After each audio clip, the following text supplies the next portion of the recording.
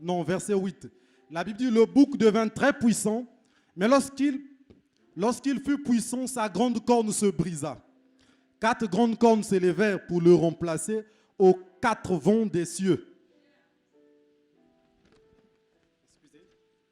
Aux 4 vents des cieux, de l'une d'elles sortit une petite corne qui s'agrandit beaucoup vers le midi, vers l'Orient, vers le plus beau des pays. Elle s'éleva jusqu'à l'armée des cieux, elle fit tomber à terre une partie de cette armée et des étoiles, et elle les foula. Elle s'éleva jusqu'au chef de l'armée, lui enleva le sacrifice perpétuel et renversa le lieu de son sanctuaire. L'armée fut livrée avec le sacrifice perpétuel à cause du péché. La corne jeta la vérité par terre et réussit dans ses entreprises. J'entendis parler un saint, et un autre saint dit à celui qui parlait, pendant combien de temps s'accomplira la vision sur le sacrifice perpétuel et sur le péché dévastateur? Jusqu'à quand le sanctuaire et l'armée seront-ils foulés? Il me dit 2300 soirées matin. Alors je vais terminer au verset 25, le même chapitre 8. La Bible dit, à cause de sa prospérité et du succès de ses ruses, il aura de l'arrogance dans le cœur, il fera périr beaucoup d'hommes qui vivaient paisiblement, et il s'élèvera contre le chef des chefs, mais il sera brisé sans l'effort d'aucune main. Et la vision des soirs et des matins dont il s'agit est véritable. Pour toi, tiens secrète cette vision, car elle se rapporte à des temps éloignés. Alors on va lire sur Daniel 12, à partir du verset 10. La Bible dit, plusieurs seront purifiés, blanchis et éprouvés. Les méchants feront le mal et aucun des méchants ne comprendra. Mais ceux qui auront de l'intelligence, retenez ce point, depuis le temps où cessera le sacrifice perpétuel et où sera dressée l'abomination du dévastateur, il y aura 1290 jours. Heureux celui qui attendra et qui arrivera jusqu'à 1335 jours. Et toi, marche vers ta fin, tu te reposeras et tu seras debout pour ton héritage. Je vais aussi lire Osée chapitre 6. À partir du premier verset, la Bible dit, venez et retournons à l'Éternel. Car il a déchiré, mais il nous guérira. Il a frappé, mais il bandera nos plaies. Il nous rendra la vie dans 2 jours. Le 3e jour, il nous relèvera et nous vivrons devant lui. Alors on va aussi lire Zacharie, chapitre 8, verset 7. La Bible dit, ainsi parle l'Éternel des armées, voici, je délivre mon peuple du pays de l'Orient et du pays du soleil couchant. Je les ramènerai, ils habiteront au milieu de Jérusalem. Ils seront mon peuple et je serai leur Dieu avec vérité et droiture. Le verset 23 du même chapitre. Ainsi parle l'Éternel des armées, en ces jours-là, 10 hommes de toutes les langues des nations saisiront un juif par le pan de son vêtement et diront, nous irons avec vous car nous avons appris que Dieu est avec vous. Alors on va lire Sophonie 3, le verset 10.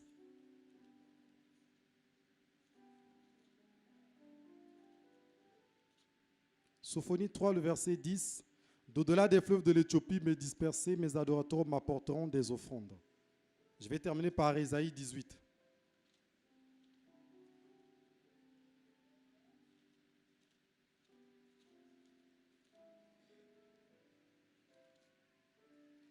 Terre où retentit le cliquetis des armes, au-delà des fleuves de l'Éthiopie, toi qui envoies sur mer des messagers dans des navires de jonques voguant à la surface des eaux, allez messagers rapides vers la nation forte et vigoureuse, vers ce peuple redoutable depuis qu'il existe, nation puissante et qui écrase tout et dont le pays est coupé par des fleuves. Vous tous habitants du monde, habitants de la terre, voyez la bannière qui se dresse sur les montagnes et écoutez la trompette qui sonne. On peut s'asseoir. Excusez, pasteur, je voulais écrire. Donc c'est sur ça que je veux parler. On va commencer à définir quelques concepts, notamment sur la trompette. William Branham dit dans la fête des trompettes, le paragraphe 135. Il dit qu'une trompette est un rassemblement des gens. Mais ici, ce n'est pas de n'importe quel gens, ce n'est pas de n'importe quel peuple, c'est le peuple d'Israël. Bon, on ne va plus revenir sur certains détails que vous connaissez déjà. Alors, je vais parler sur un point. William Branham dit dans la brochure, les 6 buts de la visite de Gabriel à Daniel, il dit que Gabriel, c'est l'ange de l'église d'Israël. En chaque église, ils ont toujours un ange, un messager surnaturel qui les révèle et qui les guide. Alors, je commence par Daniel. Pourquoi Daniel? C'est parce que Daniel, en son temps, il faisait déjà partie des dispersés lors des premières dispersions. Et il se retrouve à Babylone. Et quand Gabriel vient le révéler l'issue de l'histoire du peuple juif et tous les détails, Gabriel lui parle de ce point. Alors c'est ça que je vais parler à partir de Daniel 8 que j'avais lu. Je vais revenir un peu. Donc c'est sur ça que je vais commencer. Alors, quel est le lien entre Daniel et la trompette? C'est parce que je vais parler sur une loi que je vais beaucoup insister. William Branham dit que quand on parle d'Israël, Dieu traite avec les Hébreux par les nombres. Parce que parmi les tribus hébreux, il y a une tribu qu'on appelle les fils d'Issachar. Leur loi, c'est le temps. Donc, je vais utiliser la loi du temps pour rentrer, pour prouver en quelle période que la trompette sonne. Est-ce que nous sommes au temps des Hébreux? Est-ce que nous sommes au temps des gentils? Parce que certains pensent que le docteur King invente des choses, que vous dites des choses alors que l'enlèvement de l'épouse n'a pas encore eu lieu. On va traiter cela, on va répondre à ces questions. Voilà pourquoi j'ai voulu commencer par Daniel 8, avec ce que Gabriel avait annoncé aux prophètes hébreux. Alors, cette scène de Daniel, les visions, premièrement, il avait eu ses visions à partir de l'an 551 à 549 avant Jésus-Christ, à Babylone, les visions sur le chapitre 8. Les chronologistes nous montrent cela. William Branham n'a pas seulement utilisé la Bible simplement, il a utilisé l'histoire, il a utilisé aussi le zodiaque, les âges de l'Église, la science et aussi la vision. Donc, nous avons tout cet ensemble-là. Alors, Daniel 8 nous parle d'un fait qui annonce quelque chose. C'est ce que je vais lire sur le bouc qui devait quitter de l'Occident. Et William Branham nous montre que non, le bouc qui venait de l'Occident, c'était à laquelle le royaume grec, qui avait pour souverain Alexandre le Grand. Mais il y avait le bélier, parce que le symbole des Perses, c'était le bélier, qui représentait l'empire médo-perse. Mais quand Alexandre, un jeune de 20 ans, devait quitter l'Ouest pour frapper le bouc qui devait être terrassé par terre et occuper leur royaume et dominer le monde. C'est ce qu'on montre ici que non, le bouc, quand sa grande corne s'était élevée, qui est son premier roi qui est Alexandre, alors 4 grandes cornes s'élevèrent pour les remplacer aux 4 vents des cieux, qui sont les 4 coins de la terre. Alors les 4 cornes, qui sont les 4 généraux d'Alexandre qui avaient pris le royaume, là nous sommes à partir de 337. Donc des temps plus tard, quand Daniel était mort, Alexandre arrive avec des armées dans ce qu'on appelle la Palestine, mais il n'avait que 40 000 soldats, c'est ce que l'histoire nous montre. Alors c'est à Jérusalem qu'il rencontre un souverain, un grand prêtre, ce qu'on appelle le souverain sacrificateur, qui lui annonce les prophéties de Daniel. Mais comment un grec aura la foi sur la prophétie d'un prophète hébreu? Daniel n'était pas seulement un prophète simple, il était aussi un mage à Babylone. Il était le chef des mages et des magiciens. Ce qui faisait que dans le monde d'alors, il était incontesté. Tout le monde le croyait. On le surnommait Beltsatsar. Parce que les Grecs aussi ont appris des Égyptiens et des Babyloniens. Ce qui faisait que quand on lui avait dit que non, Beltsatsar avait prophétisé, que toi tu devais avoir la victoire sur les armées perses. Il a eu la confiance, il a affronté 250 000 soldats et il a vaincu. C'est là que son royaume, il a occupé le royaume perse, il est devenu le souverain du monde. Mais à sa mort, à l'âge de 33 ans, les fils qu'il avait n'ont pas hérité ce royaume, ce sont ses généraux. Il y avait Ptolémée Lagus qui a occupé l'Égypte et le sud de la Palestine. Il y avait Séleucus Nicator qui a occupé le nord de la Palestine, la Syrie et la Mésopotamie, qui prend l'Irak et l'Iran aujourd'hui. Parce que Mésopotamie vient de Mésos Potamos, qui signifie pays situé entre les 2 fleuves. Il y avait aussi Lysimaque et il y avait aussi Cassandre. Et Cassandre avait occupé la Grèce, Lysimaque a occupé ce qu'on appelle la Macédoine et l'Asie mineure. Donc c'est ce qui montre les 4 cornes qui s'étaient situées aux 4 vents des cieux. Mais la Bible dit ceci, de l'une d'elles sortit une petite corne qui s'agrandit beaucoup vers le midi, vers l'Orient et vers le plus beau des pays. Or cette corne, c'est le royaume des Séleucides, qui avait pour premier roi Séleucus Nicator, l'un des généraux d'Alexandre.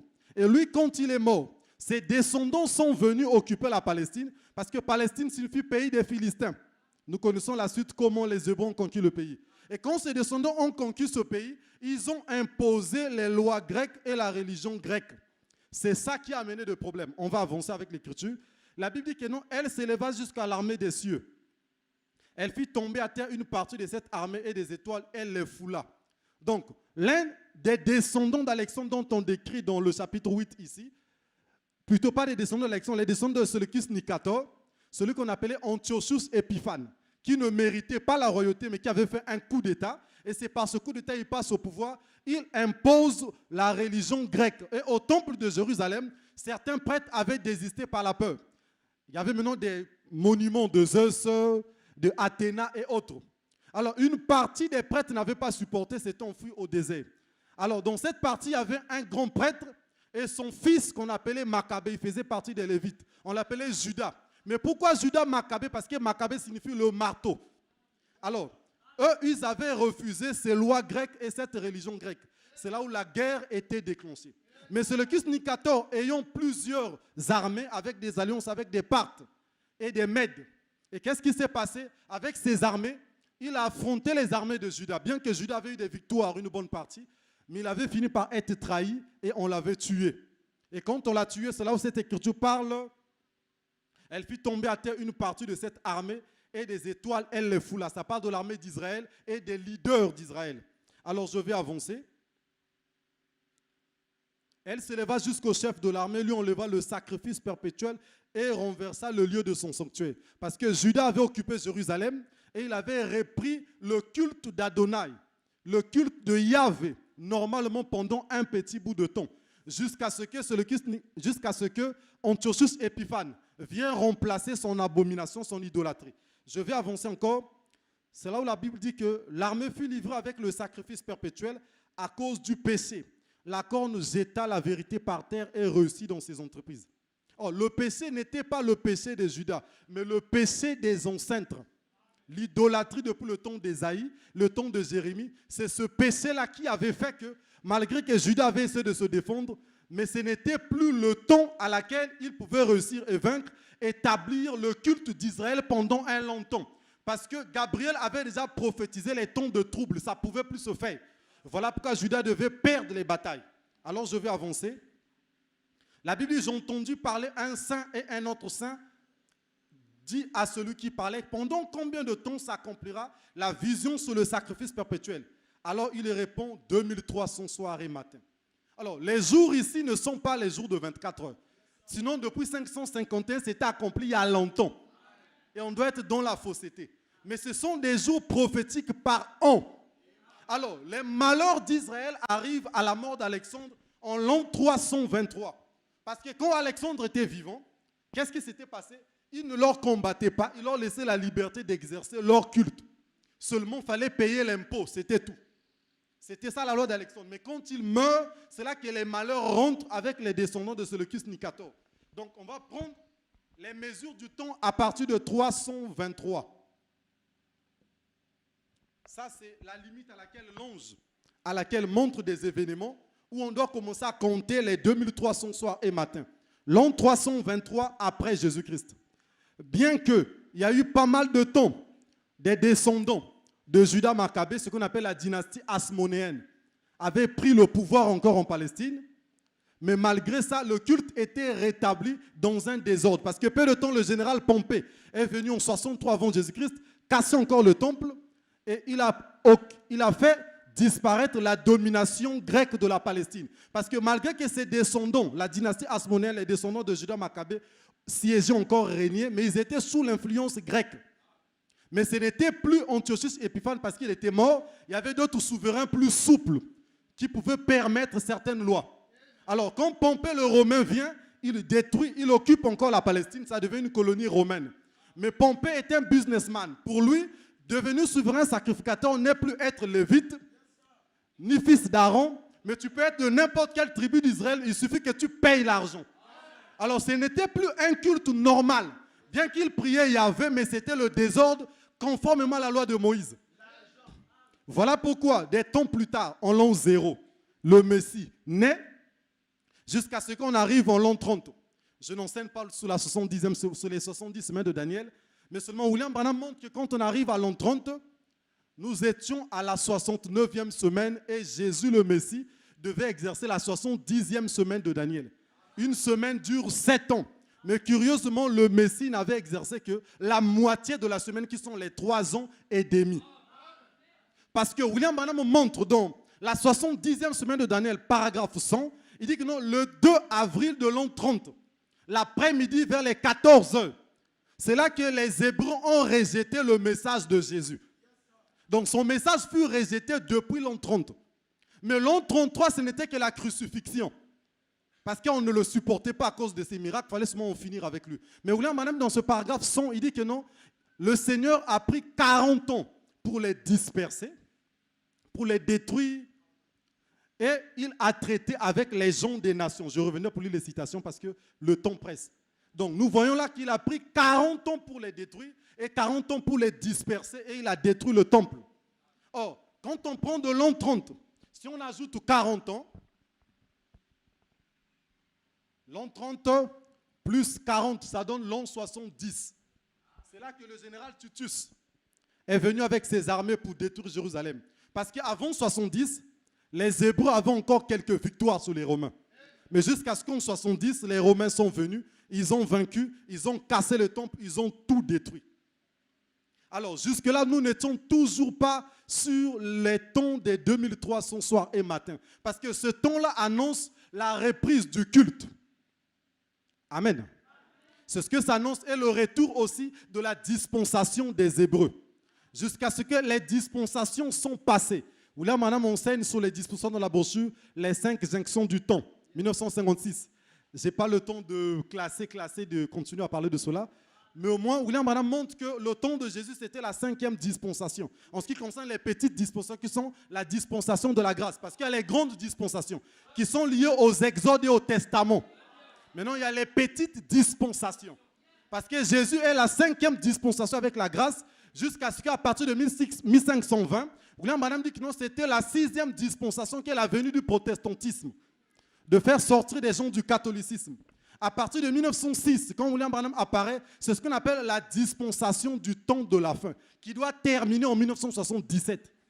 C'est ce que Branham dit. Alors, nous allons avancer sur un point. Donc, les dispensations devaient passer, jusqu'à ce que le temps des Hébreux puisse arriver et que l'évangile puisse retourner vers les Hébreux. Je suis toujours sur mon thème, je ne suis pas à l'extérieur. Dieu te bénisse. Amen.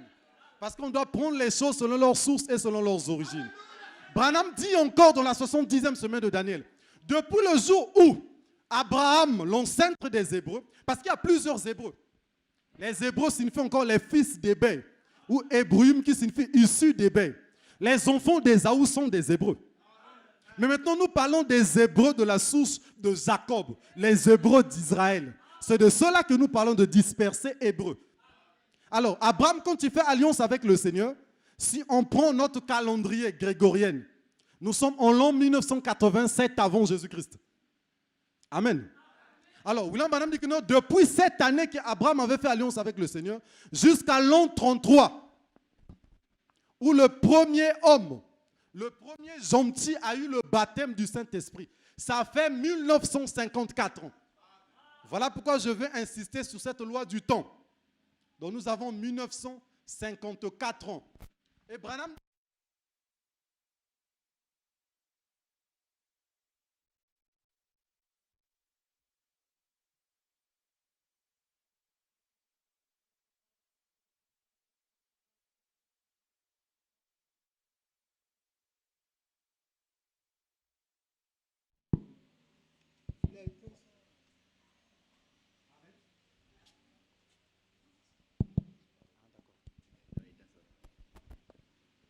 donc de l'an 33 jusqu'à 1917, Branham dit que ça fait 1954 ans. Amen. Il dit que non, c'est la même période de temps que l'Éternel a traité avec les Hébreux et c'est la même période de temps qu'il a commencé à traiter avec nous les gentils. Amen. Oh, qu'est-ce que ça signifie? Le Seigneur ne traite jamais en même période qu'il traite avec les gentils. C'est la même période qu'il traite avec les Hébreux. Ça se fait jamais. Il doit terminer chez un peuple et il doit donner un temps d'intermédiaire. Parce que bien qu'il quitte les Hébreux depuis l'an 30, mais il leur avait donné 40 ans. Pourquoi? C'est afin que les Hébreux apportent l'évangile aux gentils. Nous voyons que même l'église d'Antioche et partout ailleurs chez les gentils, c'était des Hébreux qui avaient apporté l'évangile. Et Branham dit que non, de l'âge d'Éphèse jusqu'à Thyatire, la grande majorité des croyants étaient juifs. La véritable période des nations est venue à partir de Luther, où la grande majorité des nations étaient des croyants. Donc, qui fait qu'à partir de l'an 53, qu'est-ce qui s'est passé? Paul est allé à Éphèse et Paul a commencé l'œuvre et Paul était l'apôtre des nations. Dans la même période, à partir de l'an 33 à l'an 53, l'eunuque éthiopien vient en Afrique, vient évangéliser l'Afrique. Amen. Donc, c'était la période de prolongation, on va lire les citations, pour permettre aux Hébreux d'apporter l'évangile aux nations. Quand les 40 ans furent accomplis, il les a abandonnés. Alors, je veux avancer. Donc, si on prend à partir de l'an 323 et on va calculer avec 1977, qu'est-ce que Branham nous dit de 1917? Il dit que non, c'est le retour de la dispensation des Hébreux. On va lire les citations noir et blanc pour confirmer et appuyer cela. C'est ce que Branham dit que non, c'est le retour de la dispensation des Hébreux. Alors, c'est ça qui fait mal. Amen. Parce qu'on se dit, on est dans quel temps? On est où?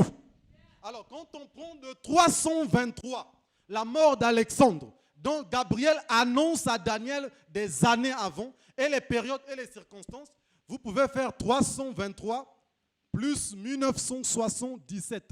Ça vous donne combien de temps? Qui peut calculer? 323 plus 1917. Ça donne 2300 ans. Amen. Nous avons les 2300 soirs et matins. C'est à partir de cette période que tout ce qui est lié aux nations doit prendre fin. Mais la même loi doit s'appliquer. On doit leur donner 40 ans de prolongation. Amen. Jusqu'à ce que l'Éternel puisse aussi en finir avec eux, ne puisse plus les considérer. Parce que c'est dans cette période, à partir de là où Daniel avait vu la vision, il y avait déjà une bonne partie des Hébreux qui étaient dispersés dans plusieurs pays. Et même la maison de David, ils ne sont pas tous allés dans la même direction à Babylone, non. Une partie est descendue en Égypte, une partie est allée vers le nord, en Europe, et une partie est allée à Babylone. Mais Jésus est né parmi ceux qui étaient allés à Babylone. Parce que l'Écriture dans Zacharie dit que non, seul un reste reviendra.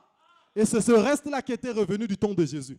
Et quand ils furent dispersés en 70, c'était la dispersion totale. Comme Branham dit que non, ils sont dans tous les pays de la terre. Vous allez rencontrer un juif dans chaque ville. Donc tout ce qu'on appelle pays, on doit les rencontrer d'après notre prophète. Alors nous allons avancer. Donc on a vu que de 323 plus 1917, ça donne 2300 ans. Alors on va encore rentrer à travers une écriture. Parce que toutes ces visions parlent du temps de la fin. Daniel 12 dit ceci à partir du verset 10. Plusieurs seront purifiés, blanchis et éprouvés. Les méchants feront le mal et aucun des méchants ne comprendra. Mais ceux qui auront de l'intelligence comprendront. Depuis le temps où cessera le sacrifice perpétuel et où sera dressée l'abomination du dévastateur, il y aura 1290 jours. Comme je vous ai dit que j'aimerais insister sur la loi des fils d'Issachar. Amen. On est hébreu, donc on doit aussi parler des temps et des nombres. Parce que ce qui est lié à Israël est lié au nombre, aux chiffres et aux symboles et des temps.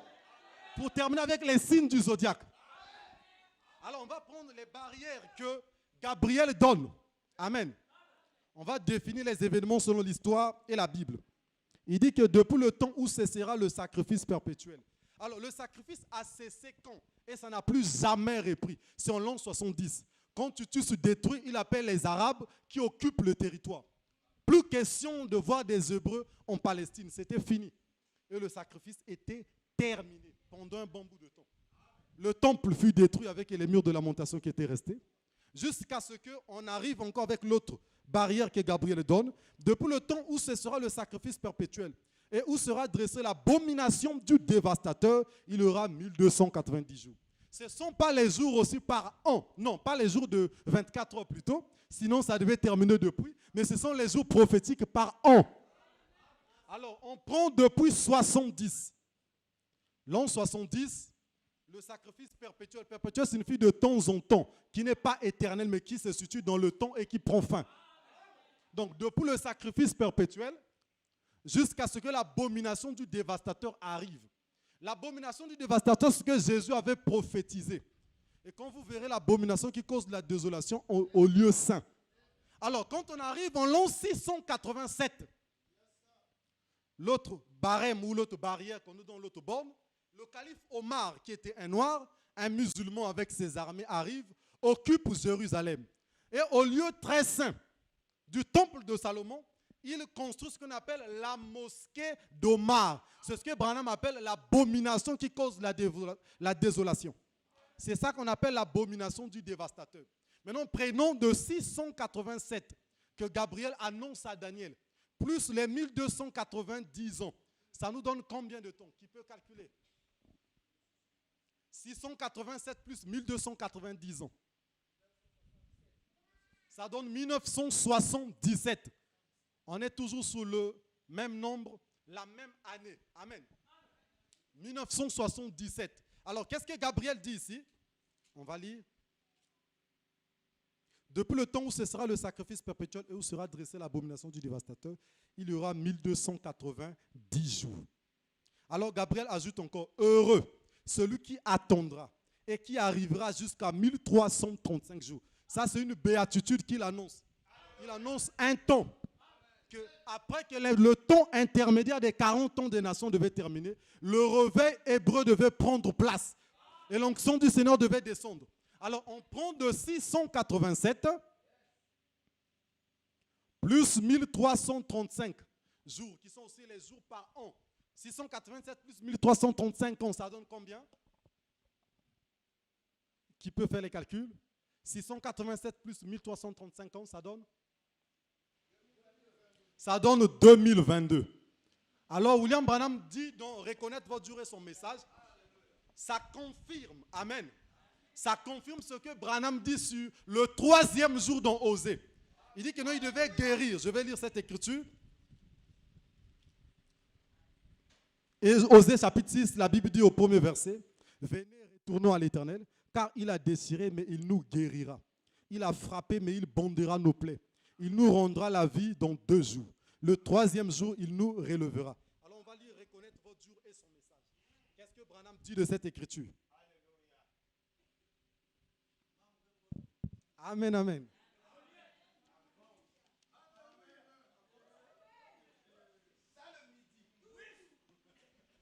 Je vais prendre ma note où j'ai mis la citation. Bon, je suis encore un prédicateur mécanique. Amen. Mais je sais que Dieu va faire grâce, l'ordinateur viendra. Paragraphe 61. Reconnaître votre jour et son message. William Branham dit ceci. Maintenant, remarquez attentivement. Ensuite, dans 2 jours. Or, ça ne voulait pas dire 2 jours de 24 heures. Parce qu'il y a eu, c'est arrivé il y a très longtemps, bien des centaines d'années. Vous voyez, ça voulait dire 2 jours aux yeux du Seigneur. Dans 2000 ans. Or, savez-vous combien de temps il s'est passé depuis ce moment-là? Il s'est passé 2700 ans depuis. Parce que dans Osée, ici, c'est en l'an 780 avant notre ère. 1964, vous voyez? Ça s'est passé il y a plus de 2700 ans. Il a dit dans 2 jours. Le 3e jour, il nous rendra la vie de nouveau et nous fera vivre devant lui. Les voilà vos trompettes, c'est là qu'elles font leur entrée. C'est l'heure où nous vivons, le jour où nous vivons. Est-ce que vous comprenez cela? Donc, William Branham montre ici le 3e jour, ce n'est pas un jour de 24 heures, mais c'est un jour de millénaire. Amen. Alors, quand on prend depuis Osée, si on prend le 3e millénaire, amen, nous sommes déjà après 77. Et aujourd'hui, nous sommes au 3e millénaire. Donc, juste pour vous montrer que nous ne sommes plus au temps des gentils. Amen. Est-ce que vous êtes d'accord avec moi? Alors, on va lire maintenant William Branham avec la 70e semaine de Daniel. On continuera encore à avancer avec quelques nombres, puis des détails sur les dispersés. Amen. On va lire la 70e semaine de Daniel. Paragraphe 114.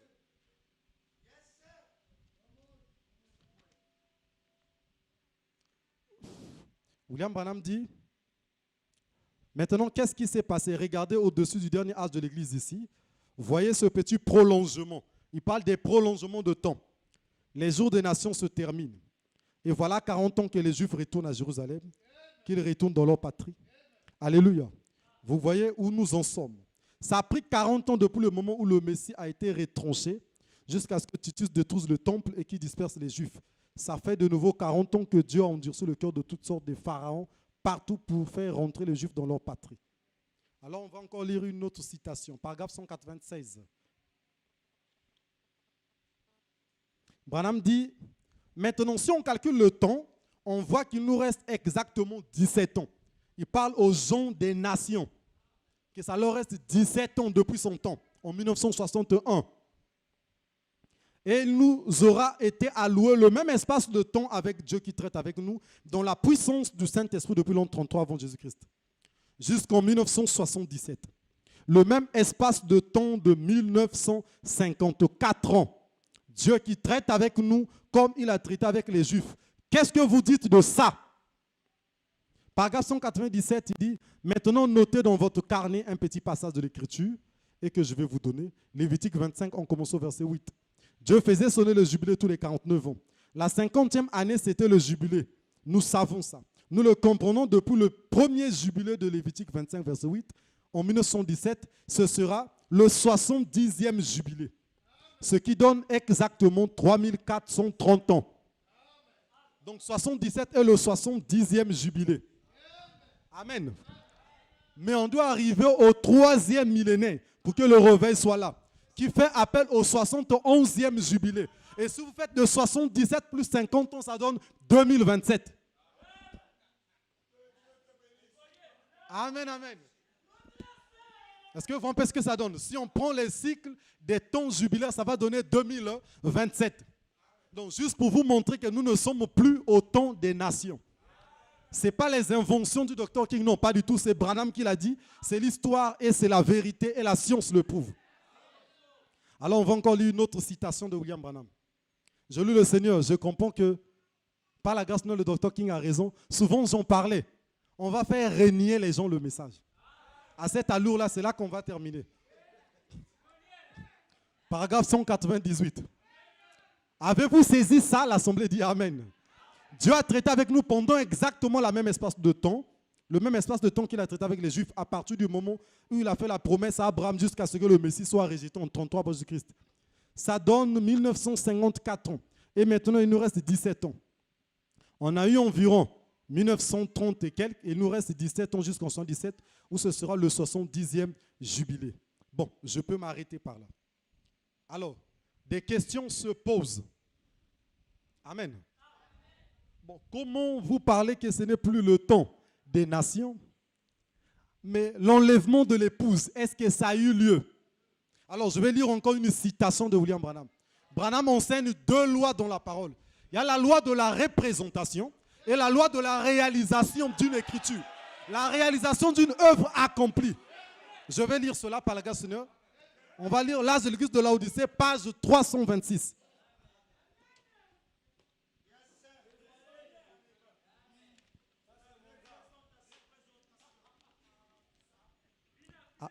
Amen. Dieu te bénisse.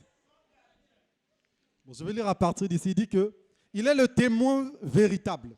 Ce mot véritable, nous l'avons déjà vu dans l'Apocalypse 3, verset 7. Vous vous souvenez qu'il ne signifie pas vrai par opposition à faux. Il a un sens beaucoup plus riche et plus profond. Il exprime la réalisation parfaite, par opposition à la réalisation partielle. Donc, il y a le partiel signifie quoi? Quelque chose qui n'est pas vrai, mais qui ressemble. Est-ce que vous voyez un peu cela? Qui ressemble. On peut aussi même définir ressemble aussi. On va avancer. Or, dans l'âge de Philadelphie, la venue du Seigneur approchait. Quel grand amour cet âge lui a manifesté. Cela me rappelle ces belles paroles de 1 Pierre, verset 1 à 8. Lui que vous aimez, sans l'avoir vu, en qui vous croyez, sans le voir encore, vous réjouissons d'une joie ineffable et glorieuse. Nous nous réjouissons aussi avec eux. Nous ne l'avons pas vu, mais nous l'avons senti. Maintenant, nous le connaissons dans la mesure où nos sens limités nous le permettent. Mais un jour, ce sera face à face. C'est pour cet âge-ci. Il vient à la fin de cet âge-ci. La réalisation partielle deviendra la réalisation parfaite. La réalisation accomplie. Alléluia. Nous avons vu au moyen des miroirs d'une manière obscure. Mais bientôt, nous verrons face à face. Amen. Parce que cette écriture parle de plusieurs points. Et aussi même des testaments, parce que nous ne sommes plus au Nouveau Testament, ça vous le savez déjà. Le docteur Wallon nous a déjà prouvé cela. Nous sommes au 3e testament. Et le Nouveau Testament est l'ombre du Troisième Testament. Le Troisième Testament est plus développé. Et l'un des mystères de la fin du Troisième Testament, c'est le retour de l'Évangile aux Hébreux. Parce que le Testament commence dans un pays avec un testateur. Mais la loi du Testament dit que le testament rentre en vigueur quand le testateur meurt. Alors quand le testateur meurt, le testament doit aller vers un autre pays. Il doit avoir une continuité pour donner des détails de ce que le testateur voulait dire. Mais quand Jésus, le testateur, est rentré en scène, remarquez, Jésus n'avait jamais mis la croix dans son église. Jésus n'avait jamais dit baptisé au nom du Seigneur Jésus-Christ. Jamais. On n'avait jamais prié les dimanches. Jésus prie encore devant le chandelier, le symbole du judaïsme. Mais à la mort de Jésus, un homme venait du désert. D'Arabie, c'était Paul. Et Paul a montré qu'il fallait mettre la croix. Le signe du sacerdoce de la croix. Il fallait prier le dimanche. On se souvenir du jour à laquelle le testateur était ressuscité des morts. Est-ce que Paul avait tort? L'Esprit l'a confirmé. C'était la continuité de ce que Jésus voulait dire. Parce que, vous voulez maintenant dans la brochure, quelle maison me bâtirez-vous? Luc, Jean, Matthieu, Marc n'a fait que répéter les paroles de Jésus durant sa vie. Mais Paul l'a vu par révélation et a montré la véritable pensée de Jésus. C'est la même chose ici avec le Troisième Testament. Branham a représenté des choses, mais il doit avoir la réalisation juste et véritable de cela. Alors on va avancer.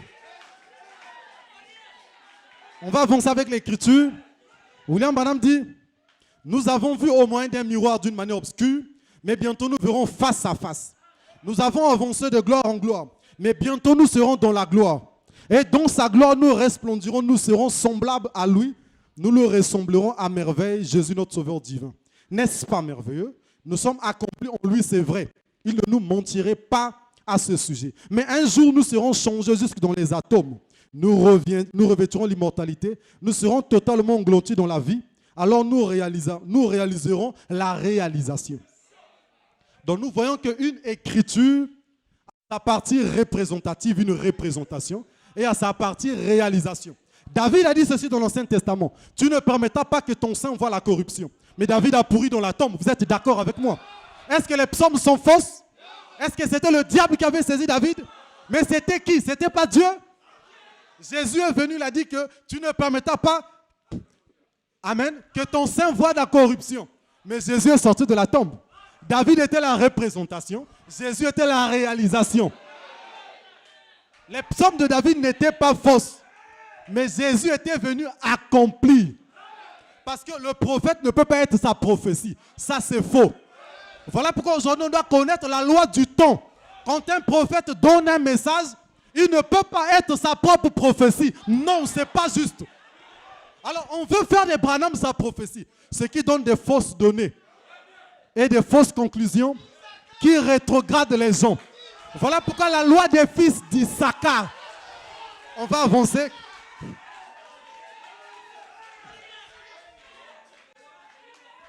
Amen, amen. Je vais encore lire une citation de William Branham. Alors, nous avons vu ce que Branham parle de la trompette, un rassemblement d'Israël. Alors, ça doit se faire selon Osée au 3e jour. Alors, je vais commencer par une question qui a suscité. Les uns ont dit que puisque Branham parle que cette trompette-là, c'est Élie et Moïse qui la sonnent. Dans le pays d'Ésaïe 18, 1 à 3. La fête des trompettes, paragraphe 283 à 284. Je ne vais pas lire ça, le temps presse, j'ai que 1 heure. C'est ce que Branham nous dit. Bon, Branham nous montre autre chose. Dans nos tabernacles, on nous a aussi dit autre chose. Alors le combat devient qui a raison, qui a tort. Mais curieusement, Branham est confirmé par la colonne de feu. Donc c'est les tabernacles qui ont eu tort. Amen. Parce qu'on nous a dit que cette écriture-là d'Apocalypse 11 était accomplie aux États-Unis. Quand Branham est venu à ce qu'on appelle à Louisville, à Shreveport, dans cette église de ce fameux docteur Jack Moore, Madame Schrader, qui avait des dons, s'est levée, a dit, ainsi dit le Seigneur, dans 3 mois, dans cette église, c'était une prophétie qu'elle avait prophétisée, il devait avoir l'esprit d'Élie, de Moïse et de Christ. Branham dit que cette écriture s'est accomplie à l'instant lors de mon arrivée. Branham dit encore, amen, dans la 70e semaine de Daniel, on n'a pas le temps de lire. J'ai compris que le but de ma naissance, c'est de ramener Israël au Seigneur. Est-ce que Branham a des problèmes? Est-ce qu'il est irréfléchi? Pas du tout. Branham est un vrai prophète. Non pas comme certains ont voulu le dire, qu'il a fait des erreurs. Ça, je ne supporterai jamais ça. Amen. Il n'a pas fait des erreurs. Bon, maintenant, c'est à nous de s'asseoir, d'étudier, de prier le Seigneur. Que Dieu dise quelque chose. Maintenant, si tu n'as pas vu quelque chose dans cela, c'est de s'attendre, si un frère en a eu, d'être humble, d'aller vers le frère. Amen. Et si tu n'en as pas eu, de ne pas y toucher de peur de donner des fausses figures. Amen. Alors, les uns aussi ont dit que cette écriture-là s'accomplit là-bas en Orient. C'est là que cet Élie devait sortir à Jérusalem, au milieu des Khazars. Un blond aux yeux bleus, avec les cheveux jaunes. C'est ce qu'on nous a souvent répété. On nous a aussi donné la science des dessins animés. Élie va quitter le ciel comme ça, il descend, boum, sur la terre. Avec une calvitie sur sa tête. Il va regarder une brochure. En une seconde, il connaît tout le message de William Branham. Les 1264 sermons. Et il commence à la révéler. Parce que Branham dit dans les 10 vers de 1960 que Élie d'Apocalypse 11 et Moïse, qui est la deuxième apparition de Moïse, vont prêcher le message de William Branham. Les pasteurs nous ont dit que Élie d'Apocalypse 11 est un prophète majeur. Moïse aussi est un prophète majeur. Alors je vais lire une citation de Branham. Page 321, l'âge de la Odyssée. Nous allons lire le prophète.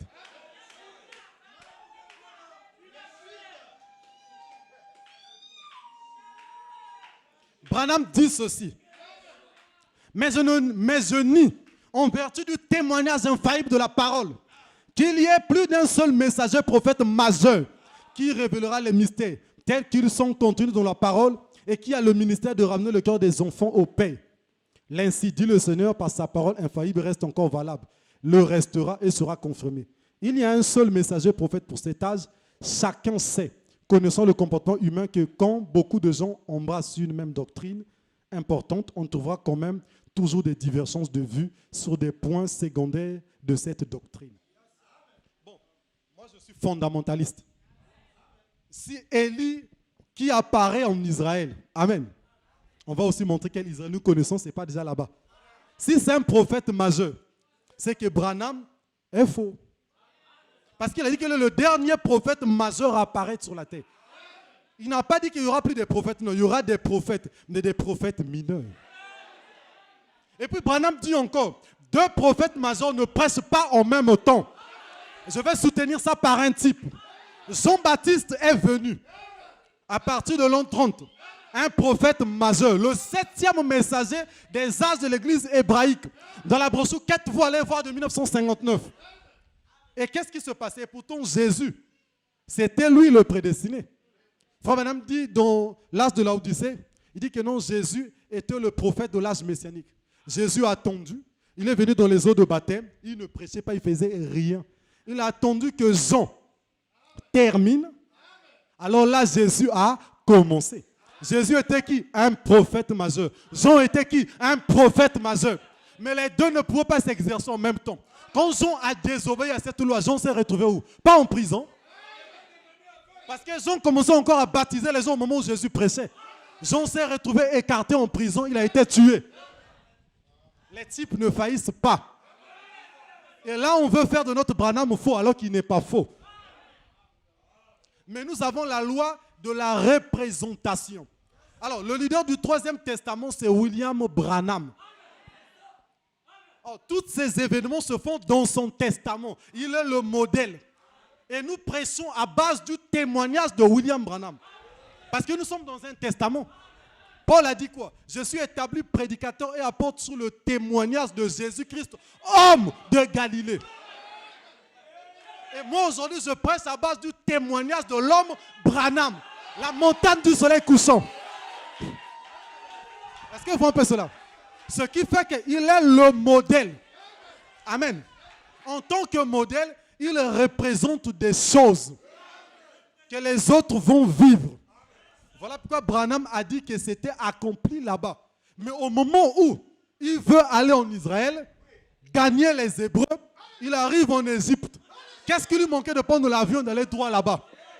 Il doit arriver en Égypte. Amen. Quand il arrive en Égypte, là qui est l'Afrique, qu'est-ce que Branham fait? Il rentre quelque part dans un hangar, il y avait 2 éléphants noirs. Il a vu les 2 éléphants noirs. On doit chercher les pays des éléphants. Parce que l'éléphant a l'ivoire. Au trône du Seigneur, l'ivoire représente la royauté. Et quand Branham regarde les 2 éléphants noirs, le Seigneur dit, reste loin d'Israël. Il s'est dit, oh, est-ce que c'est moi-même? Non. Il a encore pris le Seigneur et dit, reste loin d'Israël. Amen. Pour quelle raison? Branham n'est pas hébreu. Ça devait casser la loi des types, des antitypes et des testaments et des écritures. Parce que les écritures doivent être accomplies. Voilà pourquoi Branham est allé en Inde, il est allé au Portugal, il est rentré aux États-Unis. Il a laissé ça comme ça. Il est resté loin d'Israël. Est-ce que vous comprenez cela? Mais il y a eu les représentations. Branham a gagné un certain David, un hébreu qui est devenu prédicateur pentecôtiste. Il est représenté Élie d'Apocalypse 11. Mais il n'est pas Élie d'Apocalypse 11. Il est hébreu de quelle tribu, Branham? Nous savons que les Hébreux sont aussi allés en Amérique, mais pas parmi les Cherokees, c'est parmi les Dakota. Branham n'était pas Dakota. Dans la brochure, tu connais toutes choses de 1952. Branham dit que sa grande-mère était noire, une femme de couleur, une indienne Cherokee. Oh, les Cherokees, quand on voit leurs ancêtres, et ce sont les descendants de Taméri, qui est Mithraïm, fils de Cam, enceinte de l'Égypte. Voilà pourquoi les Incas, qui sont leurs frères, ils disaient que nous sommes les descendants de Taméri Amaruka. Je vais lire l'histoire pour donner les références. Oh, Branham est du côté maternel kamite, du côté paternel japhétiste. Il n'est pas sémite. Voilà pourquoi il devait rester loin d'Israël. En tant que testateur, il a accompli les choses par la représentation. Il arrive encore, quand on lui donne une nouvelle Bible. Amen. La nouvelle Bible que Méda lui avait donnée. Il y avait des endroits qui ne s'ouvraient pas. Est-ce que vous comprenez ça? Branham devait aussi accomplir l'écriture aussi du Messie. Ça fait mal aux gens, mais c'est la vérité. Luc 4, verset 16. Le jeune prophète de Galilée avait 30 ans. Il est rentré dans la synagogue, le sacrificateur lui a donné le rouleau. Et il avait eu Ésaïe 61. Il s'est arrêté sur à laquelle l'année de grâce, mais pas de la vengeance. C'était virgule. Ça signifie que ça continue. Ce n'était pas point. Jésus s'était arrêté à virgule. Branham aussi, au moment où il voulait lire cette écriture, c'est le vieux rabbin, un juif orthodoxe. Il est venu dire, mon fils, ceux qui sont ici ne savent pas ce qui se passe. On est en pleine prophétie. Lis à travers ma Bible. Et Branham a pris, a ouvert, a lu. Et il a pressé, aujourd'hui cette écriture est accomplie. De même que le Messie, Jésus, homme de Galilée, est arrivé dans Luc 4, verset 16, dans la synagogue, c'est ce que Branham avait accompli. Alors, je vais encore montrer une autre question. La représentation dit que nous tous, nous sommes l'épouse. C'est la représentation. Rentrons dans la réalisation. L'épouse a le signe de l'époux. Le signe de l'époux, ce n'est pas la guérison, ce n'est pas la vision. C'est le discernement des pensées du cœur. Entre nous soit dit, quel est le prédicateur depuis le vivant de Branham et jusqu'à aujourd'hui qui a discerné les pensées du cœur des gens? Il n'y en a pas. Il n'y en a pas jusqu'à aujourd'hui. Et Branham dit, si une personne peut en avoir, c'est le diable. Amen. Dans les âmes qui sont maintenant en prison, paragraphe 116, Branham dit ceci, que cette écriture qu'il y a à l'épouse, Jean 14, 12, ça me concerne personnellement. Donc vous avez compris qui est l'épouse et les autres sont les membres de l'épouse. Amen. Donc les autres sont les membres de l'épouse. Alors qu'est-ce qui s'est passé? On arrive en 63, cette épouse devait être enlevée. Vous voulez dans le Nouveau Testament à laquelle il y a 3 enlèvements. C'est pas ça. Jean, à laquelle l'enlèvement de Jésus qui est le premier enlèvement. Jean, qui représentait l'épouse après Élie et Moïse. Il y a 3 enlèvements. Oh, pour Jésus, était accompagné d'un avènement jusqu'à ce que celui de l'épouse ait eu lieu. Mais quand Jean est monté, il n'est-il pas revenu? Il est resté là-bas ou il était revenu? N'est-il pas mort? Le chiffre 2, le témoignage, la représentation. Voilà pourquoi Branham, l'épouse, fut enlevée et rentrée dans la nuit physiquement. Puis il est revenu et il est mort. L'enlèvement de l'épouse était passé. Voilà pourquoi les données sont justes jusqu'à 77. Mais ce que les gens attendent de là, c'est quoi? S'ils disent qu'ils attendent la troisième enlèvement, là c'est juste. Mais s'ils disent la deuxième enlèvement, non. C'est ça que je voulais régler avant de rentrer dans mon point. Là au moins nous tous, on a saisi et on a compris. Alors je vais terminer juste par une citation de Branham. Ça me reste juste peu de temps pour rentrer dans mon point. Sur la 5e venue d'Élie. On va lire questions et réponses. Questions et réponses sur les sceaux.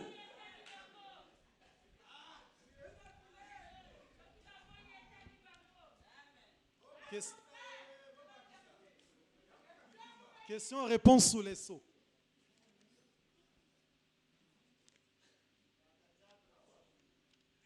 Amen. Paragraphe 148. Questions et réponses sur les sceaux. Ok, on pose une question à Branham. L'Élie qui vient prêcher aux Juifs, est-ce le vrai qui a vécu sur terre ou si ce sera l'esprit d'Élie dans un autre homme? Branham dit, maintenant si je pouvais donner la réponse exacte à ça, je pourrais vous dire ce qu'il en est d'Enoch, vous voyez. Mais je ne peux pas, vous voyez, tout ce que je sais, c'est simplement que l'Écriture dit ce qu'il en sera. Et bon, il se pourrait, bon, je suis plutôt porté. Maintenant, je vais le dire comme ceci, et j'espère que sur la bande, que les frères qui écouteront les bandes vont le comprendre. Je suis porté à croire que ce seront des hommes oints de leur esprit. En effet, vous voyez, il dit, n'est-ce pas, sur Élisée. N'est-ce pas que l'esprit d'Élie repose sur Élisée? Vous voyez, l'esprit d'Élie, et il a fait exactement ce qu'Élie avait fait. Vous voyez, mais je ne pourrais pas dire que c'est vrai. Je ne sais pas, vous voyez, je suis honnête avec vous. Je vais encore prendre une autre partie où il répond. Je crois 204. Voilà. On dit, frère Branham, est-ce que le 7e ange avec l'esprit d'Élie, c'est le même homme que Élie qui est envoyé aux 144 000 juifs pendant les 3 ans et demi après l'enlèvement? Pour certains d'entre nous, ce n'est pas clair. Branham dit non, ce n'est pas le même. Vous voyez, ce sont 2 hommes différents. L'Élysée qui est venu sous forme d'Élie, ce n'était pas Élie. Et l'esprit d'Élie qui vient sur un homme appelé Jean-Baptiste, ce n'était pas Élie. Et l'homme, le 7e ange, le messager à la fin de l'âge de l'Odyssée, ce ne sera pas le vrai Élie. Ce sera quelqu'un des nations qui viendra vers les siens. Élie sera où l'esprit d'Élie qui viendra ensuite, et vers les gens là-bas, ce sera un juif. Vous voyez, car ils sont envoyés à leur propre peuple. Voilà la révélation que j'en ai. Ça, c'est sa révélation, que le 5e Élie est une autre personne. Alors, je vais continuer avec ce point. Bon, William Branham, par sa grâce, nous montre le pays à laquelle où la trompette doit sonner. On va localiser le pays, mais on va continuer avec la loi du temps. L'âge de l'Odyssée, Branham dit que prophétiquement, ça termine en 77. Mais le 3e testament continue, parce que ça doit avoir ses saisons prophétiques de 40 ans. Comme était le premier testament de Moïse. Moïse était pour lui mort, mais les saisons continuaient. Voilà pourquoi quand on commence les saisons prophétiques, depuis 1906, on ajoute à 40, ça donne 46. Branham est visité par l'ange. On ajoute encore une seconde saison, ça mène 86. Vous avez vu un homme s'élever. Si nous disons frère Branham a dit, c'est à cause de qui? Ce n'est pas d'un certain Coleman. Amen. Alors, quand on prend de 86, on ajoute encore 40 ans, ça nous amène 2026. À partir de 2026, on doit rentrer dans la 4e saison. La grande gloire. Et qu'est-ce que je veux aussi vous dire? On ne peut pas traiter cette question des Hébreux si on ne parle pas de l'après-Branham. Ça, c'est l'après-Branham. Branham continue en esprit, mais pas le corps blanc. L'homme que vous voyez là, non. Mais c'est le même esprit qui est présent. Le retour de Branham en Afrique. Amen. Donc, c'est sur ça qu'on va continuer. Donc, quand on prend de 77, si on ajoute 40 ans le temps d'intermédiaire des gentils, nous sommes à 2017. Alors, les gentils qui devaient apporter l'évangile aux Hébreux, nous les avons vus.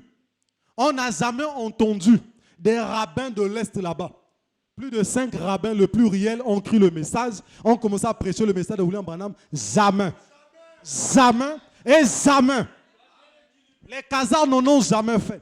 Mais curieusement, on a vu Ewald Frank venir au pays d'Ésaïe 18.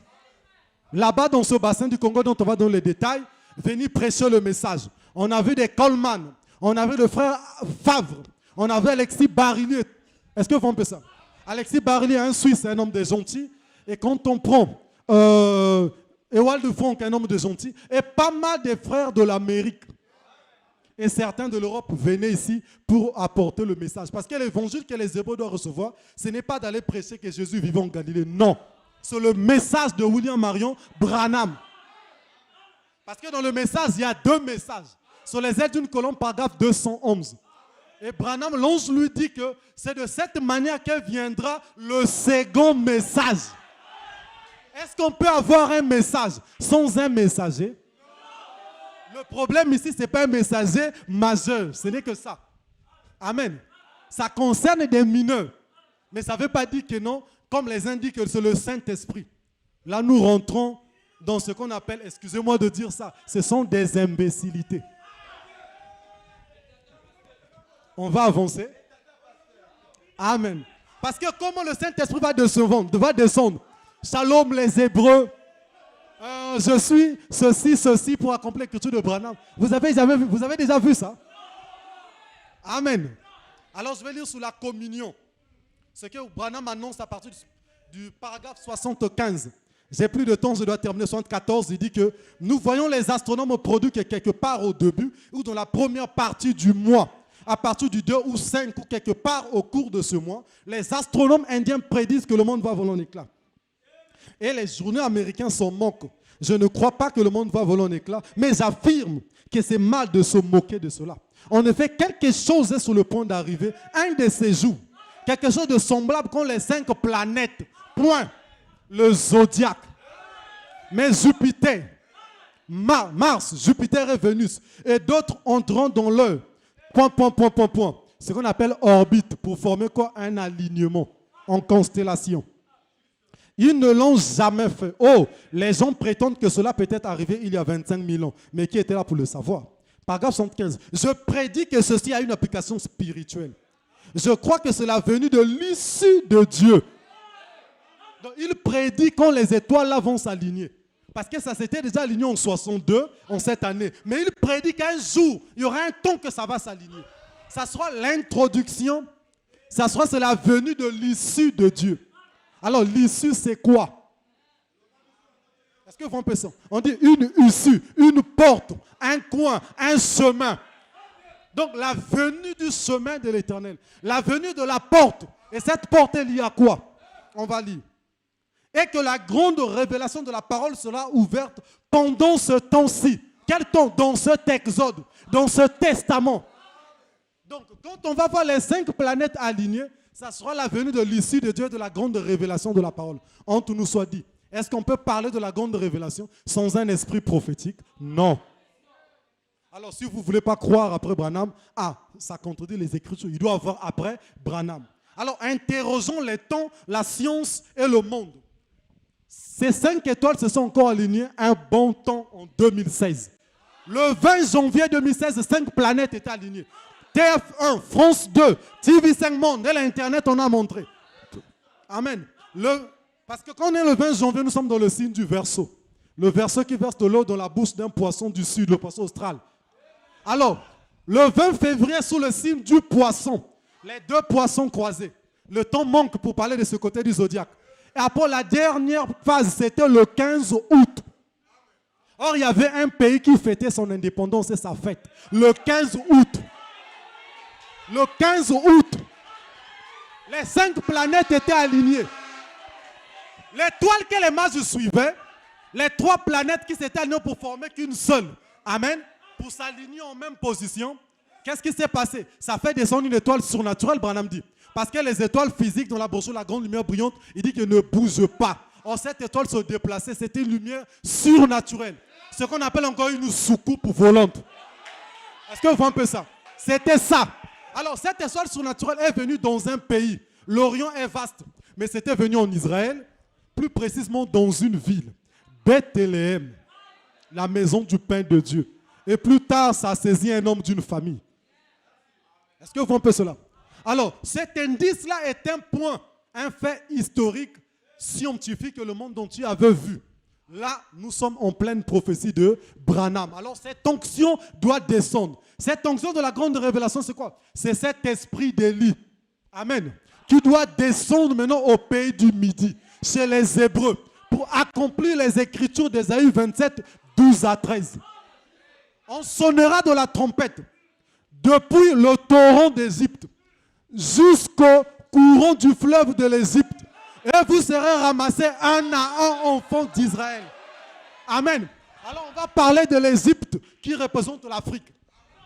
Alors, quand un fleuve commence, c'est ça qu'on appelle le torrent parce qu'il est plus faible. Il termine dans son courant parce qu'il est plus fort. Or, le fleuve de l'Égypte, c'est le Nil. Le Nil commence où? Nous sommes là au Rwanda, entre le Kivu et le Rwanda, à l'est de la RDC. C'est là que le Nil commence comme torrent. Et quand ça commence là-bas, ça remonte. Ça va vers la Tanzanie, l'Ouganda et autres. Mais Oula m'a dit que la main, c'est un ministère. Alors la main qui doit les ramasser un à un, c'est le ministère d'Élie d'Apocalypse 11. Parce que Branham dit que non, c'est Élie qui a le ministère de les ramener au Seigneur. Et Moïse sont là pour rendre témoignage à la loi qui doit l'accompagner. Je vais seulement vous montrer que Élie ici, ça sera qui? C'est un prédicateur qui prêche le message de William Branham, mais saisi de l'esprit d'Élie, qui est dans le pays d'Ésaïe 18. Moïse aussi, c'est un prédicateur qui prêche le message de William Branham, saisi de cet esprit de Moïse, pour la seconde apparition de Moïse sur les Hébreux. Alors on va citer ce pays-là, parce que dans ce pays se trouvent les Hébreux. On va commencer avec la RDC. Il y a ce qu'on appelle les Bangala. Amen. Qui vient de Ben Galad en araméen. Quand on prend le paléo-hébreu, c'est Bana Galad. Galad, le nord d'Israël. C'est là que le paléo-hébreu qu'on appelle aujourd'hui, la langue qu'on appelle Kikongo, qui a au moins 98% de l'hébreu, fut mélangé aux langues syriennes. Ça a donné des expressions de lingala comme Moissi, vient de Mo-Assis, qui signifie quoi? Comme Astarte. C'est là qu'est venu Mobali, qui signifie comme Baal, l'homme parfait. Donc la langue lingala, c'est le même de l'idolâtrie des Syriens et l'hébreu ancien. Oh, parmi les peuples bangala, ils sont par clan. Il y a les Ngwandi. Amen. En dehors des Ngwandi, il y a aussi ce qu'on appelle les Mongos. Ça, nous sommes toujours en RDC. Amen. En dehors des Mongos, il y a aussi d'autres Hébreux en RDC. Alors on va rentrer avec ce qu'on appelle les Baït Congola. C'est ce qu'on appelle les Congos. Ceux qui vivent au sud de la RDC. Parce que d'où vient le nom Congo? Nous avons le temple de Toutankhamon, le tombeau où il parle de cela. Mais nous avons sous le paléo-hébreu dit Baït Congola. Baït signifie maison. Congola signifie berger, le chef, le roi. C'est ça dans les langues syriennes et assyriennes pour dire où on dit king. C'est ça qui a donné king qui signifie roi. Ça c'est selon la linguistique. Amen. Donc ce sont ces Hébreux-là de la tribu de Juda. Parce que c'est eux qui ont beaucoup régné en Israël. Est-ce que vous comprenez cela? C'est ça qui formait les clans des Judéens. Mais il y a aussi les Louba, qui sont ici des Louchis. Amen. Des prêtres lévites. Et qui habitent dans ce pays. Donc il doit voir c'est quoi ce ministère, doit aller dans ces endroits, doit avoir de l'impact là-bas. Mais est-ce que nous sommes toujours obligés, est-ce que dans notre temps ici, un ministère est toujours obligé d'être physiquement parlé aux gens? Il y a l'Internet. Il y a les vidéos. On est dans un temps moderne. Branham voulait aller dans la forêt. Le Seigneur a dit non, tu es un prophète des temps modernes. Et un autre style. Amen. Voilà pourquoi c'est ça qui se passe aujourd'hui. Quand on arrive en Ouganda, ça veut dire Oudganda. Ça signifie quoi en hébreu ancien? Amen. Ça signifie le dehors, le campement. Quand on prend Tanzanie, vient de Yazania. J'en ai les définitions que j'ai lues ici, mais le temps manque. Amen. Et quand on arrive au Rwanda, parce que partout les Hébreux sont passés, ils ont laissé des noms sur leurs traces à base de la langue. Parce qu'ils étaient persécutés. Ils avaient enlevé l'étoile de David, mais ils ont laissé les inscriptions et les langues. Kigali, selon la langue des Sumériens, d'où est venu le Kikongo, le paléo-hébreu, qui, amen, signifie district. Or, Gali vient de Galilée, ça signifie district de Galilée. Est-ce que vous comprenez ça? Ce qui montre les Tutsis, parce qu'ils sont des clans des Judéens, des Hébreux. Amen. Et une partie était au milieu des Kenyans. Parce qu'il y a ce qu'on appelle, Ésaïe 11, verset, on dit que non, on les ramènera du pays de Patros. Amen. Or, le pays de Patros, c'est Patros vient de Patroc, qui signifie le sud de l'Égypte. Mais Patros s'arrêtait pas seulement là. Là, je suis dans Ésaïe 27, 12 à 13. Je vais prendre maintenant Ésaïe 18, 1 à 3. On dit pays coupé par plusieurs fleuves et plusieurs cours d'eau. Amen. Toi qui envoies des messagers sur des navires de zonk. Oh, Ésaïe 19. Dieu te bénisse. Mon rabbin, Dieu te comble.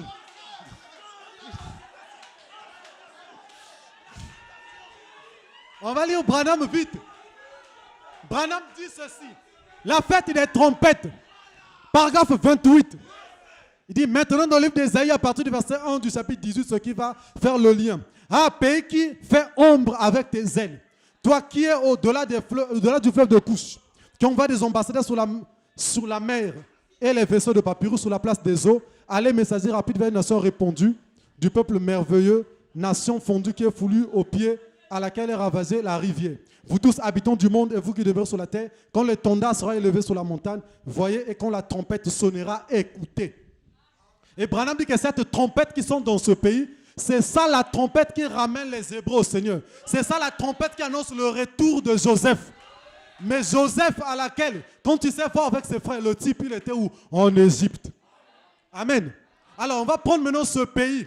Parce que Ésaïe 19 parle des 5 villes qui parleront la langue des Hébreux. Or, une ville dans l'Ancien Testament était typifiée à une nation. Rome était une ville, c'était le nom d'une nation et d'un peuple. Alors, les villes sont 5 pays en Afrique centrale qui parlent l'hébreu. Alors, l'hébreu ancien, c'est quoi? Branham, dans les 10 verses que non, Israël actuel parle le Yiddish, qui vient de Yahudut. Le Dutch, c'est la langue allemande, mélangée à l'araméen, amen, au turc. C'est ça qu'on parle en Israël, on ne parle pas l'hébreu ancien. Mais, les langues à laquelle tout l'hébreu ancien a une grande partie, pourquoi on parle du Kikongo? La linguistique confirme, l'histoire confirme. Dans le livre de l'abbé Proyard, Les espions du Vatican, un espion du Vatican arrive au royaume Congo. Il écrit sur le royaume de Luango, Kakongo et de Ngoyo. Ngoyo, quelque part chez nous ici. Que les Bakongo appelaient Kingoyo. Amen. Et quand l'abbé Proyard arrive ici, qu'est-ce qui se passe? Il dit que ces peuples-là, toute leur langue, et l'hébreu ancien, excepté quelques mots grecs et latins, tels que tata, qui signifie père en latin, tels que koua, qui signifie entendre en grec, tel que mongo, qui signifie montagne en grec. Mais le reste, c'est l'hébreu. Dieu te comble. Mais ça aussi, Dieu te comble, l'homme de Tombouctou. Est-ce que vous voyez un peu ça? Donc, ils sont hébreux. Alors, si on prend le lingala, qui est une partie de l'hébreu, est parlé aussi au Cameroun, chez les Douala, est parlé en RDC. Amen. Le Kikongo est parlé au Gabon, en Angola et au Congo-Brazzaville. Définissons les noms de ces villes. Cameroun vient de Nkam et Roun. Nkam signifie ville bâtie sur la montagne. Et Roun vient de Haruna qui signifie Aaron. Parce que c'était les Lévites qui étaient venus là-bas dans les temps anciens pour fonder cela. Amen. Prenons Gabon. Les Portugais, quand ils arrivent au Royaume Congo, Gabon était appelé Congo d'Yambumba. Mais les Portugais ont remarqué avec leurs espions que les Bakongo de là-bas du Gabon parlaient le Kikongo qui est le bron ancien. Les Portugais ont dit que, comme il y avait quelques fleuves là-bas et les forêts, ils ont appelé ça El Gabao, qui signifie Gabaon, comme en Israël. Est-ce que vous comprenez ça? Mais Ésaïe n'a pas dit que non, pays de forêts et autres. Non. Il a dit pays qui est coupé par plusieurs fleuves et plusieurs cours d'eau. Il y a aussi Angola, qui signifie ville entourée des montagnes. D'où nous avons Angola par la mauvaise prononciation. Mais l'Angola, c'est un pays désertique. Est-ce qu'Ésaïe 18 c'est l'Angola? Non. Le Cameroun, c'est un pays des montagnes. Est-ce que Ésaïe 18 c'est là-bas? Non. La RDC, bien qu'ils disent que c'est eux, c'est faux. La RDC, c'est un pays des grands lacs. Est-ce que Ésaïe a dit que pays des grands lacs? Il a dit pays coupé par plusieurs fleuves et plusieurs cours d'eau. Amen. Mais il n'y a qu'un seul pays en Afrique centrale qui est coupé par plusieurs fleuves et plusieurs cours d'eau.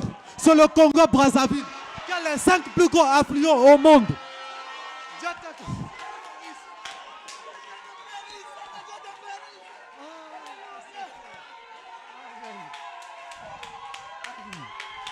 C'est le Congo-Brazzaville.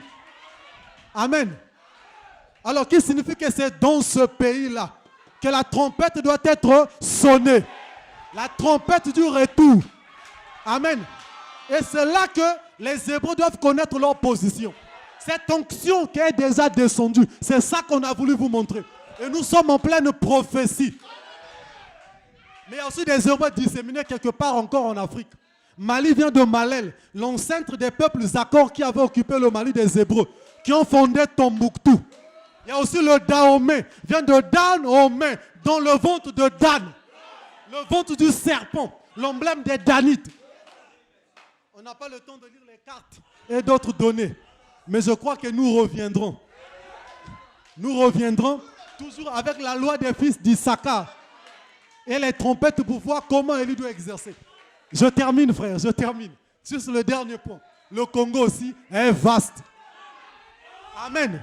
Parce que les Hébreux aussi, au 3e jour, doivent exercer une sacrificature.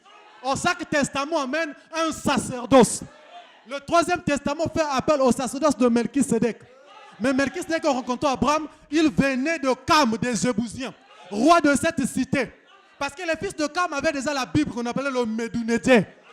Frère dit ça dans sa présence, paragraphe 17, que Moïse connaissait les promesses et les Écritures. La jeunesse n'existait pas en ce temps-là. Les Hébreux n'avaient qu'une seule promesse, celui d'Abraham. Et Melchisédek a appris à Abraham la loi des sacrifices et des dîmes. Et aujourd'hui, qu'est-ce qu'on nous dit? Donc Sophonie dit qu'ils apporteront des offrandes à l'Éternel. On ne peut pas apporter des offrandes, on ne peut pas faire des sacrifices si on n'est pas sacrificateur. Voilà pourquoi la sacrificature du midi doit descendre. Au Congo, en langue Teke et langue Kikongo, ça signifie encore valet du roi ou valet des lions, parce que Ko signifie valet et Ngo signifie lion. Alors au Congo, par exemple, aussi, il y a d'autres hébreux, tels que les Bateke, viennent de Ben Tekoa en araméen, qui signifie en parler hébreu Bana Tekoa. Amen. C'est là qu'est venu Bateke, le clan Tekoa des Benjamites d'Israël. Nous avons aussi des Pélaïs, qui est venu Ephraim et Bema, qu'on appelle les Mbossi, les Kouyou et les autres. Nous viendrons donner d'autres détails. Quand vous avez Mungali, ça signifie quoi? Issu de Galilée. Bétou vient de Bétouel, maison de Dieu. On viendra donner d'autres détails encore par la grâce du Seigneur. Alors, le Congo, c'est ça même le pays de la promesse. Mais remarquez, le Congo, soit du nord au sud, il y a les eaux, mais c'est aussi une vallée. Le Congo représente quoi? La vallée du roi. Mais pourquoi c'est aussi lié à un côté avec Cam? Parce que bien qu'ils sont des Hébreux, mais Cam aussi participe. Ésaïe 19 dit que non, l'Égypte sera premier, Israël, l'héritage et autres. Nous en avons les détails. Parce que l'Égypte, depuis la période d'Osée, l'Égypte avait perdu sa force et même le culte égyptien était devenu faible, il y avait beaucoup d'idolâtrie.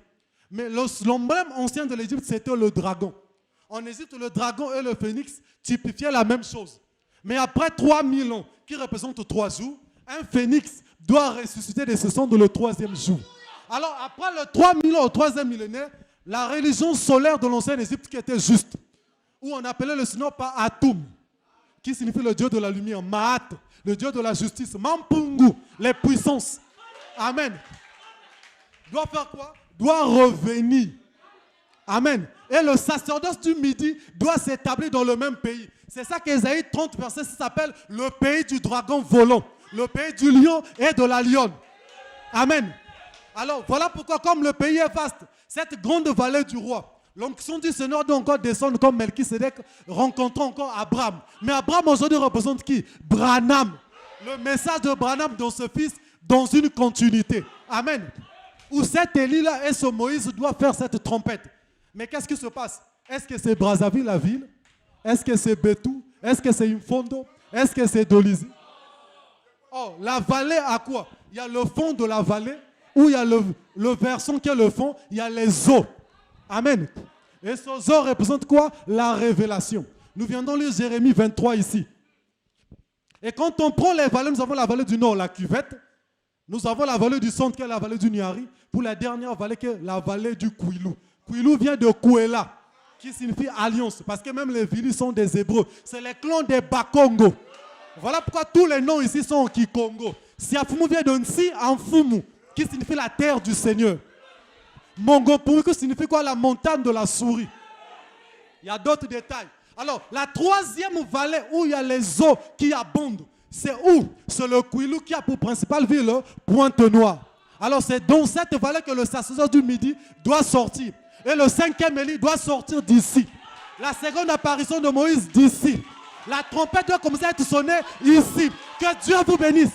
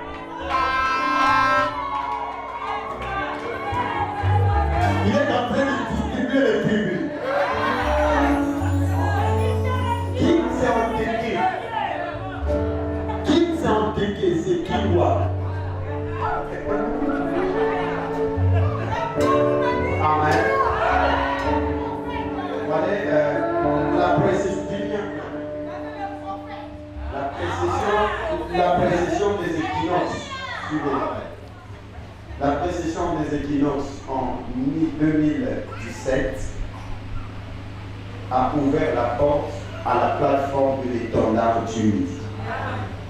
Nous avions commencé avec une demi-heure de silence. Après, les fautes de finances ont été bloquées. Après, on a relancé, pour ceux qui suivent, j'avais fait la mise au point et l'introduction à l'étendard du Midi. Après, j'ai fait la télévision instrument du Mouri. Cette année, à Dubaï, j'ai le docteur Lys. Parce qu'avant, c'est le docteur Lys qui détenait les protocoles du réveil. Et nous sommes allés les prendre depuis 2014. On a écrit les étoiles des régions australes de volume 1. Amen.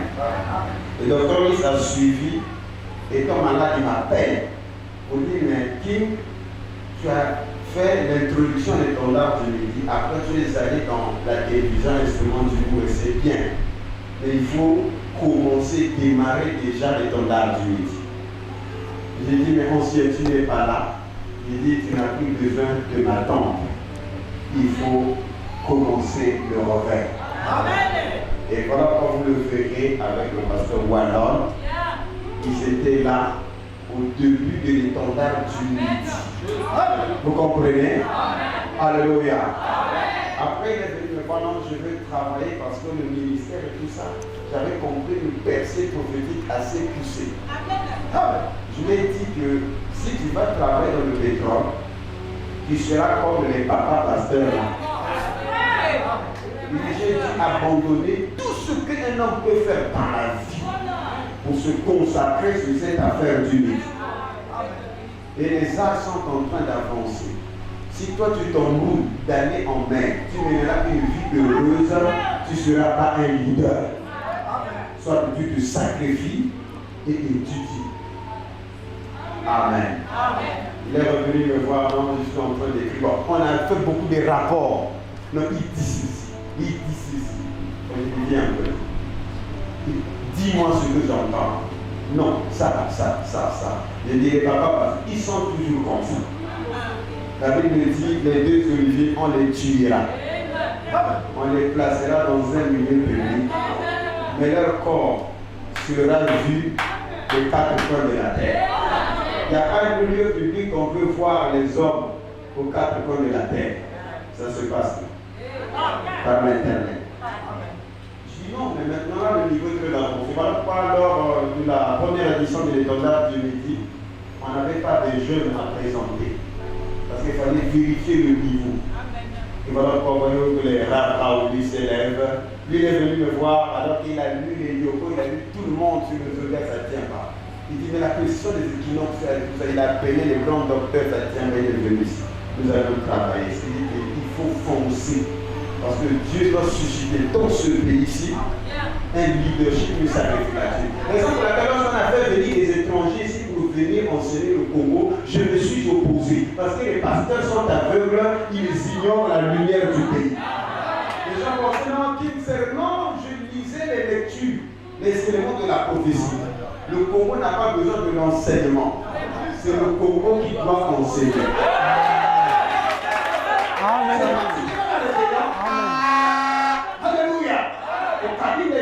battu. Amen. On n'est pas des sabbats et tout ça. Voilà pourquoi en Afrique, nous allons parler sur le réveil du 3e jour et déchirer la brochure ou l'enseignement de Frère Branham sur reconnaissez votre jour et son message. Vous-même, vous allez comprendre qu'il y a des conventions qui se font là sur le réveil de l'épouse, sur le reconnaissez votre jour et son message. C'est du n'importe quoi. Amen, amen. Amen. Et maintenant, là, comme il y a une race qui s'élève, il y a des lumières qui s'élèvent, on peut maintenant parler du message. C'est l'hébraïsation du message. Amen. Amen. Cela va replacer les faits dans leur contexte. Parce que même le frère Branham les a prêchés avec la vision occidentale. Amen. Mais au midi, on doit l'hébraïser. Amen. Parce que frère Branham a dit s'il y a une génération qui vient, elle est dépassée. La paresse des papas pasteurs Amen. fait qu'on salisse le message Amen. à la télé. Et tout ça, le Seigneur m'avait averti qu'il y a un complot échafaudé, tout ça, pour détruire le message. Je ne sais pas si le Seigneur m'avait averti. Je connais le mieux le centre et les prédicateurs qui ont été là dans ce complot-là. Mais l'heure est arrivée, la restauration commence. Parce que les ossements desséchés commencent à reprendre le vie. Les fonds, je laisse à passer. Le temps du mal est passé, le temps de laisser passer. La restauration n'est possible que lorsque l'ouragan du midi commence à avancer. Et ceci n'est que la première édition de l'ouragan du midi. Le mois prochain, je vais donner de l'argent. N'allez pas soutenir des gens souillés. Vraiment. N'allez pas soutenir Amen. des charlatans. Amen, amen. Qui vous montrent. Ne même pas aller apporter les offrandes pour des choses sérieuses. Amen. Que le Seigneur Jésus-Christ vous bénisse aussi.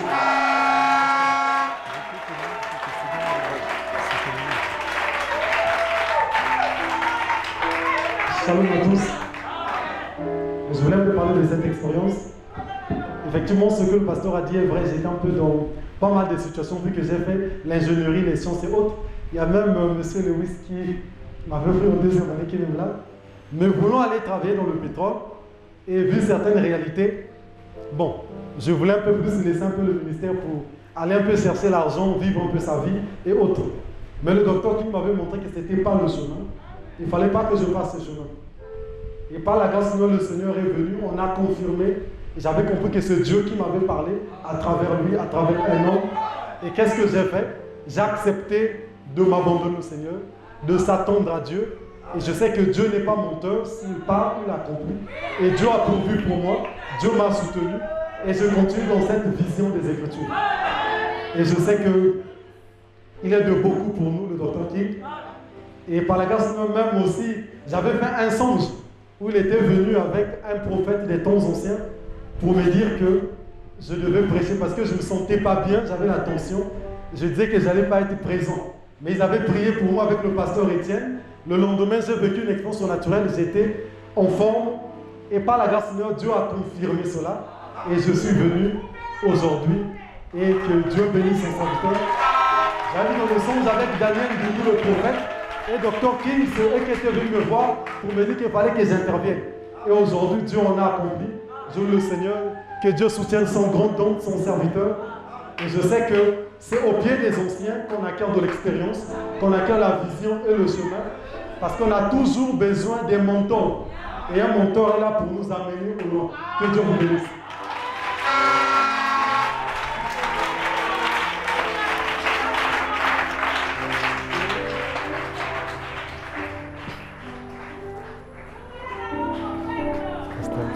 Très bon, Dieu vous bénisse. vraiment très réussi. Amen. Dieu vous bénisse. Je suis très content Franchement, de voir que c'est le mentor qui rend témoignage. c'est ce que je voulais. Ah, Dieu sait. Plus tôt, je me disais que ça va attendre quand j'aurai 50 ans. Dieu ne suit pas tout